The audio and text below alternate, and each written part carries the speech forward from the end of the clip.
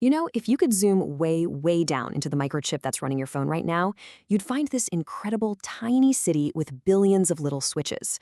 These things, transistors, are the basic building blocks, the ones and zeros of our entire digital world. And for decades, the rule was simple: make them smaller, and our technology gets faster and more powerful. For more than half a century, this progress was so reliable, so predictable, that it even got its own name. The number of transistors we could cram onto a chip just kept doubling about every 2 years. This idea, called Moore's Law, was basically the engine that powered the whole tech industry. It's why our laptops, our smartphones, everything got faster, smaller, and cheaper year after year. But then, around 2015, this incredible, relentless march of progress, it was about to slam into a brick wall. A fundamental, physical wall that threatened everything. That is, until one company spent 30 years and billions of dollars building a machine that almost everyone thought was completely impossible. So, what was this wall? Well, to get it, we've got to look at how these chips are actually made. It all boils down to one single process that was being pushed to its absolute breaking point. Okay, so at the very heart of making a chip is this technique called photolithography. Now, the easiest way to wrap your head around it is to think of it like developing a photograph. Seriously. But instead of printing a picture, you're printing these unbelievably complex circuit patterns onto a silicon wafer. And just like with a photo, the final result is 100% dependent on the quality of your light.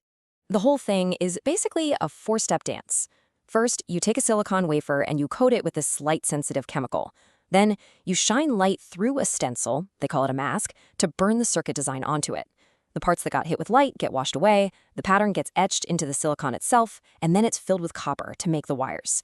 And they do this whole cycle again and again and again, sometimes over 100 times, to build the chip layer by painstaking layer.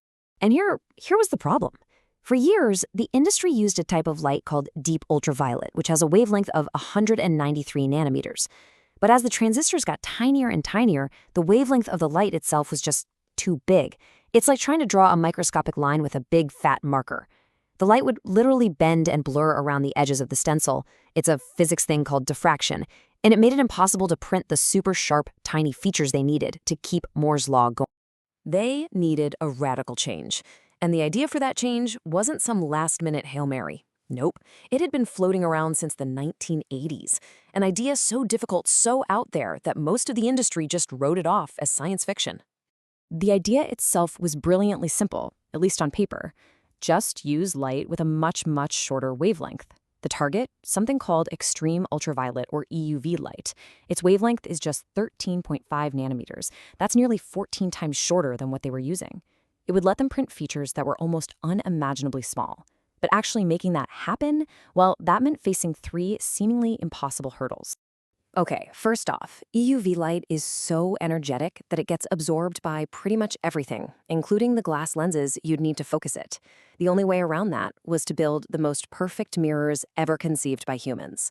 Second, even the air absorbs EUV, so the entire machine, the whole shebang, would have to operate in a giant, near-perfect vacuum. And the biggest problem of all? There is no natural source of EUV light on Earth. They were going to have to build one from scratch. And let me tell you, this was not a quick project. The journey started all the way back in 1986 with early theories, and right away people were skeptical. It took them until the year 2000 just to build a prototype that even worked, and then it was another 16 years after that before a machine was actually ready for companies to buy. We're talking about a 30-year marathon of engineering. And that skepticism, it was brutal. One of the key pioneers, a guy named Andrew Howerlich, talked about presenting his early research at a big conference. He said he was, and I'm quoting here, literally laughed off the stage by the top scientists in his field. They basically told him it was a stupid idea that would never, ever work. So how in the world did they finally solve these impossible problems? Well, this is where the story shifts from theory to some of the most mind-bending engineering our species has ever pulled off. So to create an artificial sun inside a vacuum chamber, they came up with this unbelievable system. A generator shoots out 50,000 tiny droplets of molten tin every single second. As each little droplet flies through the chamber, it gets zapped by one laser pulse to flatten it out, and then bam, it gets blasted by a second, way more powerful laser. That blast vaporizes it into a plasma that explodes with a flash of pure EUV light. And that tiny little explosion, it reaches a temperature of 220,000 Kelvin. Now, to put that in perspective for you, that is 40 times hotter than the surface of our own sun. And the machine creates that miniature sun 50,000 times a second. The level of precision is just staggering.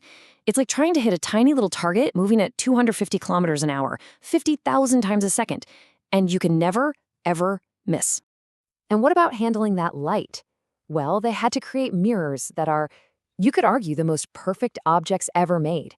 Just think about this for a second. If one of these mirrors were scaled up to be the size of planet Earth, the biggest bump on its entire surface would be thinner than a single playing card. So after 3 decades of work and billions of dollars, a Dutch company called ASML, they finally did it. They built the machine that saved Moore's Law. And today, it is, without a doubt, the most complex commercial product humanity has ever created. The result of all that impossible engineering is a single machine that costs around $400 million. And only one company on the entire planet, ASML, can actually make them. And the precision of this thing is just, it's almost impossible to comprehend. As it's building a chip, layer by layer, the absolute maximum error it's allowed for alignment is just 1 nanometer. That's the width of about 5 silicon atoms. 5! This colossal machine, so big it has to be shipped in 250 separate containers on 7 different Boeing 747s, is the one and only reason we have the advanced chips that run our world. From the device you're watching this on right now, to the servers that run AI, to all the technologies that haven't even been invented yet. But you know, when you really look at it, this story isn't just about a piece of technology. It's really a profound lesson in what it takes to innovate, what perseverance looks like, and the kind of thinking that's needed to make a real breakthrough.